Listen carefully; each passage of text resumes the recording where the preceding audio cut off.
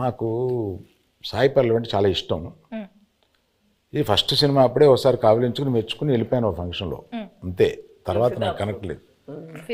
ఫిదాలో తర్వాత లేదు. తర్వాత దగ్గరికి వచ్చి చేసిన తర్వాత నేను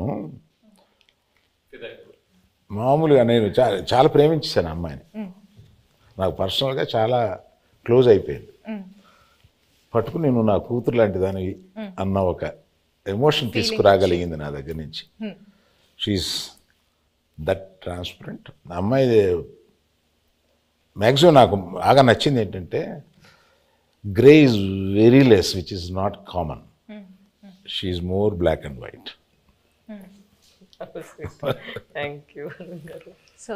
మర్చిపోలేని memory my relationship with Sai Pallavi.